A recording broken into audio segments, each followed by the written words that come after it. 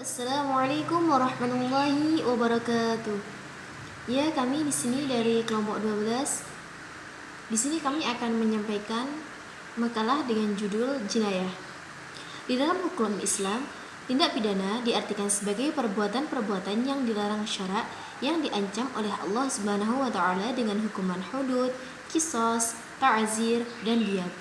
Larangan-larangan syara tersebut ada kalanya melakukan perbuatan yang dilarang atau meninggalkan perbuatan yang telah diperintahkan. Adapun yang dimaksudkan di dalam syara adalah sebuah perbuatan baru dianggap tindak pidana apabila dilakukan dengan syara. Para fuqaha seringkali menggunakan kata jinayah dengan maksud jarimah. Kata jinayah merupakan bentuk nonverbal atau masdar dari kata jana. Adapun pengertian jinayah, menurut etimologi kata jana berarti berbuat dosa atau salah, sedangkan jinayah dapat diartikan yaitu perbuatan dosa atau perbuatan salah.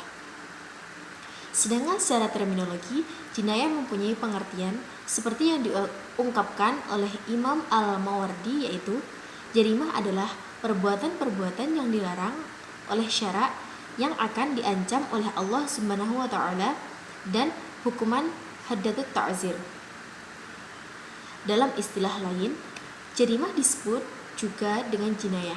Menurut Abdul Qadir Audah, pengertian jinayah adalah suatu istilah yang perbuatannya yang dilarang syara, baik perbuatan tersebut mengenai jiwa, harta, ataupun yang lainnya. Berdasarkan pengertian tersebut, maka prinsip pengertian jinayah atau jarimah tidak berbeda dengan pengertian tindak pidana. Di antara pembagian jenis jarimah, yang paling penting adalah pembagian ditinjau dari segi hukumnya. Jarimah ditinjau dari segi hukumnya terbagi kepada 3 bagian, yaitu jarimah hudud, jarimah qisas, dan diyat, serta jarimah ta'zir. Yang pertama, qisas. Pengertian jarimah qisas. Secara etimologi, qisas berarti menelusuri jejak atau langkah.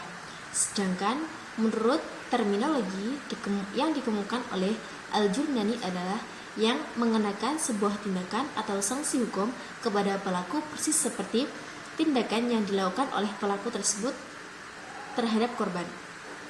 Sementara itu, dalam Al-Mu'jam Al-Wasit, qisas diartikan dengan menjatuhkan sanksi hukum kepada pelaku tindak pidana sama persis dengan tindak pidana yang dilakukan. Nyawa dengan nyawa dan anggota tubuh dibalas dengan anggota tubuh pula. Dengan demikian, nyawa pelaku pembunuhan dapat dihilangkan karena ia pernah menghilangkan nyawa korban, atau pelaku penganiayaan boleh dianiaya karena ia pernah menganiaya korban. Dasar hukum jinayah, dasar hukum qisas terdapat di dalam surat Al-Baqarah ayat 178 yang berbunyi: A'udzu billahi minasyaitonir rajim. Bismillahirrahmanirrahim. Ya ayyuhalladzina amanu kutiba 'alaikumus qisasu fil qatl al-hurru bil hurri wal 'abdu bil 'abdi wal untha bil untha faman 'afiya lahu min akhihi shay'un fattiba'un bil ma'ruf wa ada'un ilayhi bi ihsan. Dzalika takhfifun min rabbikum wa rahmah faman i'tada ba'da dzalika falahu 'adzabun alim. Yang artinya, wahai orang-orang yang beriman, diwajibkan atas kamu qisas berkenaan dengan orang yang dibunuh, orang merdeka dengan orang merdeka, hamba sahaya dengan hamba sahaya, perempuan dengan perempuan. Tetapi barang siapa memperoleh maaf dari saudaranya, hendaklah dia mengikutinya dengan baik.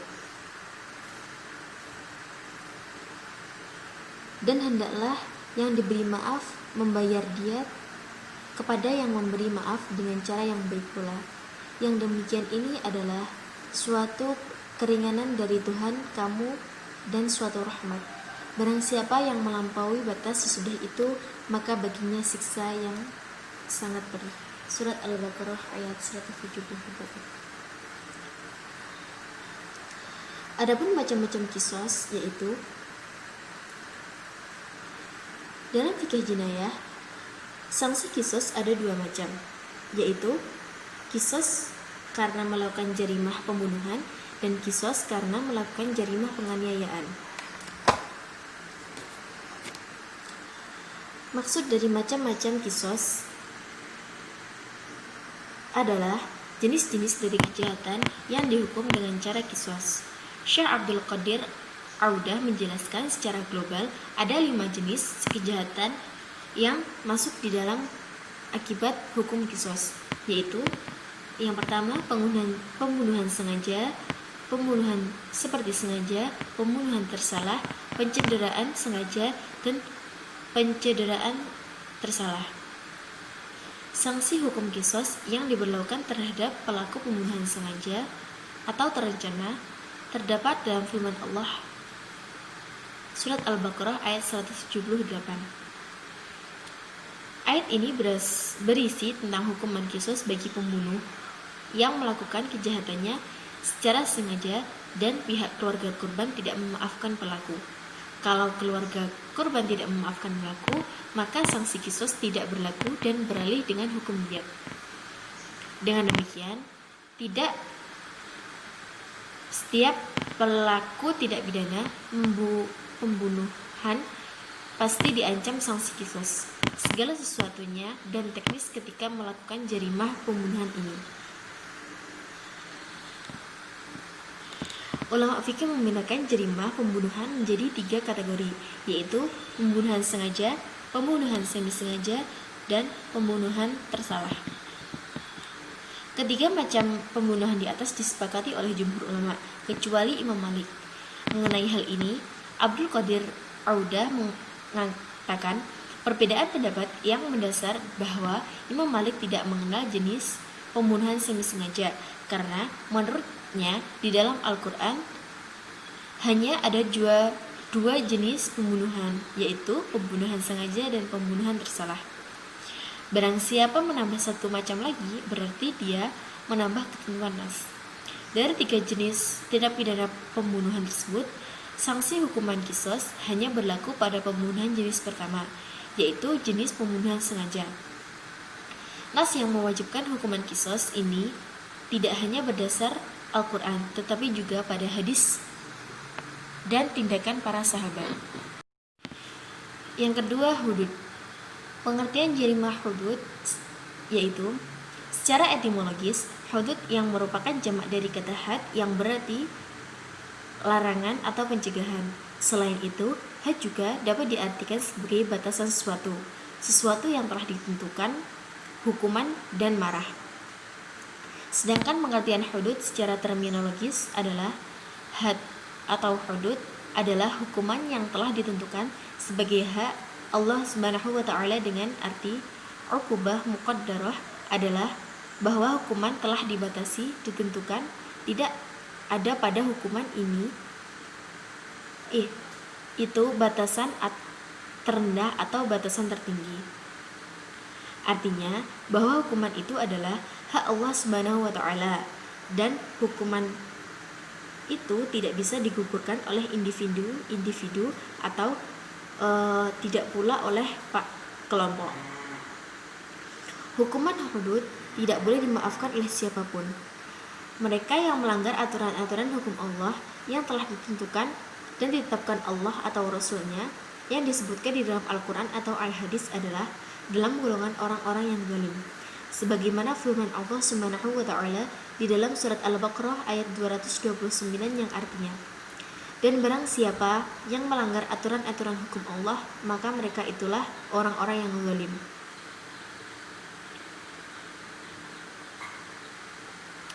Adapun macam-macamnya. Adapun jenis-jenis had yang terdapat dalam syariat Islam, yaitu rajam, jilid atau dira, potong tangan, penjara, eksekusi bunuh, pengasingan, dan salib. Adapun jarimah yang pelakunya diancam sanksi had, yaitu zina, qadhaf, sarikoh, harabah, hughah, rid'ah, dan khamar. Abdullah An-Na'im dan beberapa pemikir modern menyebut 4 yang pertama saja. Menurut An-Na'im, Hudud hanya 4 macam saja, yaitu zina, khodaf, sariko, dan harabah. Jadi khamar bukan hudud, tetapi ta'zir dengan alasan tidak ada ketegasan sanksi dalam Al-Quran. Peminum khamar pernah dipukul dengan sandal atau pelepah kurma. Ini indikasi khamar itu memenang penguasa. Dengan demikian juga riddah. Menurut An-Naim, murtad yang dihukum mati adalah yang disertai unsur pemberontakan, seperti mereka yang enggan membayar zakat pada zaman Khalifah Abu Bakar. Bismillahirrahmanirrahim. Assalamualaikum warahmatullahi wabarakatuh. Baik, di sini saya akan meneruskan penjelasan dari teman saya. Di sini saya akan menjelaskan tentang larangan zina, macam-macam jarimah zina dan sanksinya. Yang pertama, larangan perbuatan zina. Larangan untuk tidak melakukan perbuatan zina yang diberikan oleh Allah SWT telah memberikan tuntunan hidup kepada umat manusia untuk melakukan perkawinan agar manusia mampu menjaga harkat dan martabatnya. Namun tidak semua manusia mau menurutinya. Hal itu dikarenakan adanya godaan yang sangat kuat dari dalam dan dari luar dirinya, sehingga banyak manusia yang tidak kuat menahan godaan itu dan akhirnya membelakangi larangan-larangan yang telah diberikan oleh Allah SWT.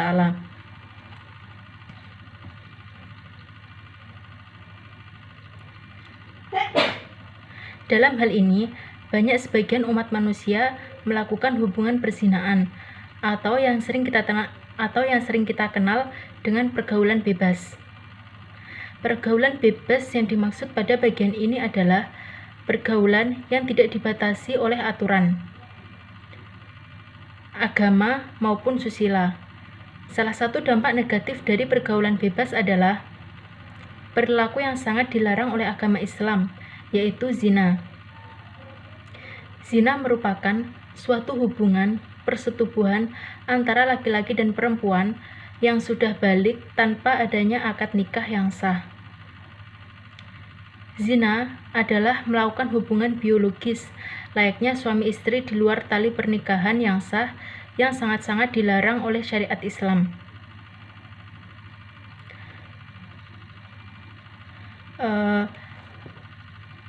Dalam ayat lain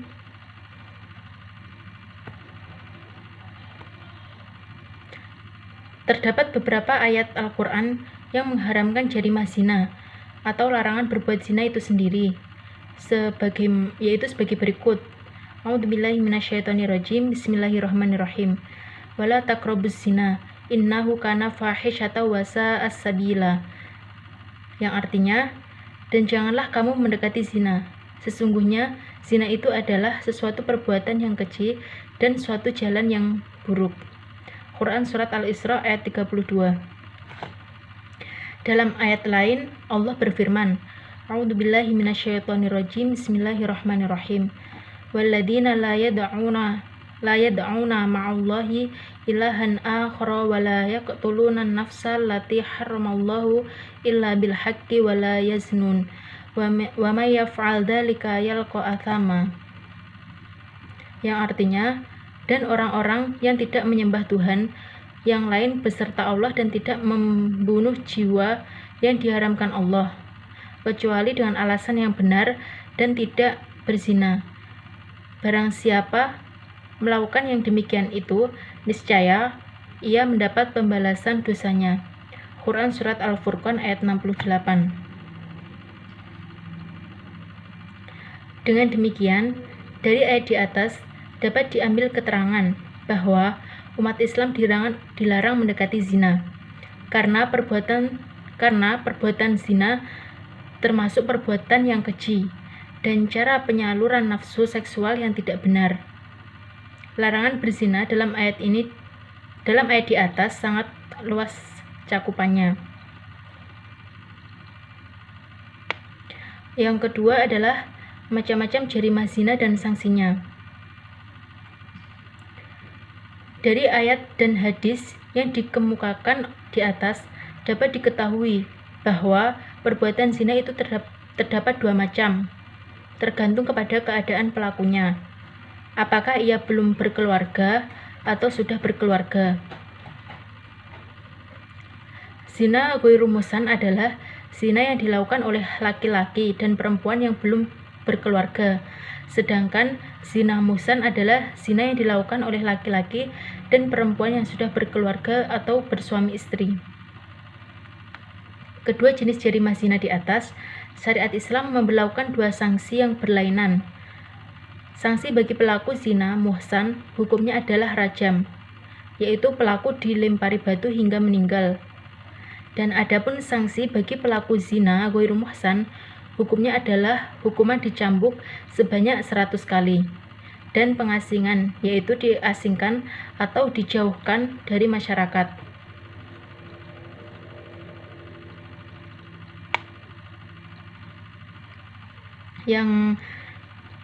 Yang kedua adalah jarimah qadhaf dan sanksinya. Qadhaf berasal dari kata qadhafa yaqdhifu qadhfan, yang oleh Louis Ma'luf jika dihubungkan dengan kalimat qadhafa biqaulihi berarti takallama min ghairi tadabburi wala ta'ammuli, yaitu berbicara mengawur tanpa pemikiran terlebih dahulu. Sedangkan secara bahasa berarti menuduh, melempar dengan batu atau dengan benda-benda lain. Adapun secara terminologis, qadhaf berarti menuduh berzina.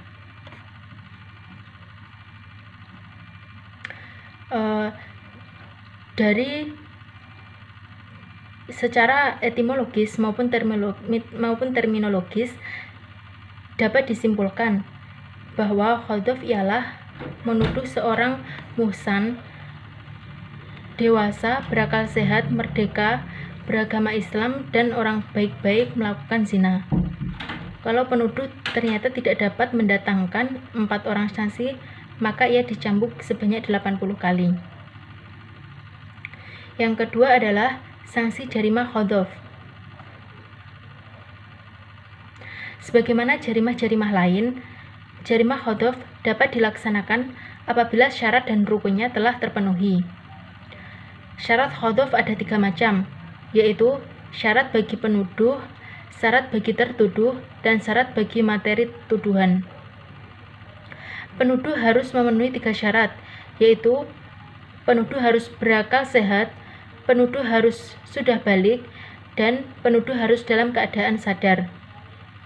Adapun syarat-syarat yang harus dipenuhi pihak tertuduh ada 5 syarat, yaitu tertuduh harus beragama Islam, tertuduh harus berakal sehat, tertuduh harus sudah balik, tertuduh harus merdeka, dan tertuduh harus orang yang baik dan menjaga diri dari kemaksiatan seksual. Adapun rukun qadhaf ada 3, yaitu isi tuduhan harus berupa tuduhan zina atau menafikan nasab. Pihak tertuduh adalah orang yang muhsan dan ada niat untuk melawan hukuman. Apabila semua syarat dan rukun qadhaf telah terpenuhi, pelaku dapat dikenai hukuman cambuk sebanyak 80 kali. Sebagaimana dalam kasus hadis al-if yang berakibat dihukumnya Hasan bin Thabit, Mistah bin Utsasah, dan Hamnah bin Jahsi. Yang ketiga adalah larangan minum minuman keras dan sanksinya. Yang pertama, larangan minum minuman keras. Syariat Islam melarang untuk umat Islam mengkonsumsi minum-minuman keras dan zat-zat sejenisnya. Minuman keras yang sering kita kenal adalah khamr. Khamr adalah minuman keras yang dulunya terbuat dari kurma dan anggur. Karena memabukkan, khamr dilarang dan hukumnya haram. Larangan minuman khamr diturunkan secara bertahap, karena minuman ini sudah menjadi kebiasaan yang mendarah daging sejak zaman jahiliyah. Yang kedua, adalah sanksi minum-minuman keras. Pendapat kalangan Hanafiyah inilah yang tampaknya dianut oleh undang-undang pidana di Mesir. Di sana orang yang mabuk di tempat umum dapat dituntut pidana, tetapi kalau sembunyi-sembunyi tidak dapat dituntut. Hal inilah yang ia kritisi, bahwa Islam bukan hanya menghukum pemabuk, tetapi juga peminum sekalipun tidak sampai mabuk. Sebab dampak negatif dari khamr, narkoba, dan zat-zat adiktif lain sungguh sangat berbahaya bagi jasmani dan rohani. Mengenai sanksi pidana bagi pemabuk, tidak disebutkan secara jelas dalam rangkaian ayat tentang pengharaman khamr. Namun, dalam hadis disebutkan tentang sanksi bagi pemabuk, yang artinya adalah dari Anas bin Malik bahwasannya Nabi Muhammad SAW didatangi oleh seseorang yang telah meminum khamr. Beliau lalu mencambuknya dengan 2 pelepah kurma sebanyak 40 kali. Dari hadis di atas disebutkan bahwa alat yang digunakan untuk mencambuk adalah 2 pelepah kurma. Imam Al-Nawawi mengemukakan bahwa istilah 2 pelepah kurma ini mengakibatkan pemahaman yang beragam. Sebagian memahami bahwa 2 pelepah kurma itu dianggap sebagai alat semata, bukan jumlahnya. Dengan demikian, jumlah cambukannya sebanyak 40 kali. Sementara itu, sebagian yang lain memahami sebagai jumlah, bukan sebatas alat. Dengan demikian, jumlah cambukan yang sebanyak 40 kali itu dikalikan dengan 2 pelepah, sehingga jumlahnya 80 kali. Mungkin itu yang dapat saya sampaikan. Penjelasan selanjutnya akan dijelaskan oleh teman saya.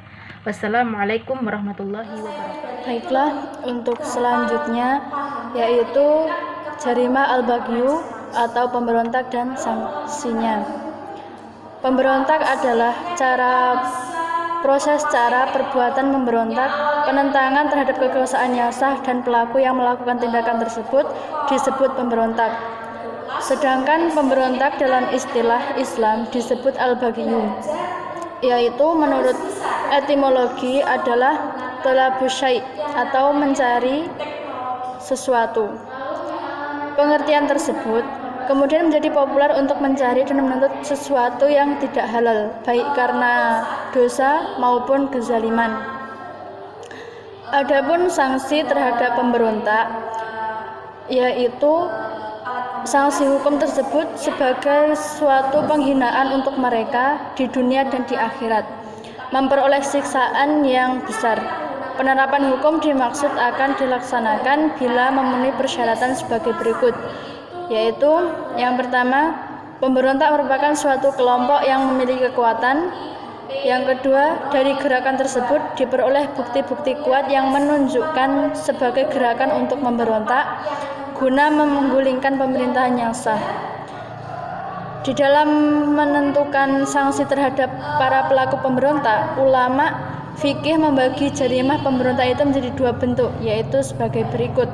Yang pertama, pemberontak yang tidak memiliki kekuatan senjata dan tidak menguasai daerah tertentu sebagai basis mereka, pemerintah boleh memenjarakan mereka sampai mereka bertaubat. Yang kedua, para pemberontak yang menguasai suatu daerah dan memiliki kekuatan senjata, yang pemerintah itu harus melakukan tindakan sesuai dengan petunjuk Al-Hujurat ayat 9. Yang selanjutnya, ar-ridhah, murtad dan sanksinya. Ridha adalah arti dalam bahasa Arab, yaitu ar-ruju' ani syai' ila ghairi, yang artinya kembali dari sesuatu ke sesuatu yang lain. Ibrahim Unais dan kawan-kawan dalam Kamus Al-Mujamil Wasid Jilid 1 mengemukakan bahwa riddah berasal dari kata radahu, radau, waridah, yang artinya menolak dan memalingkannya.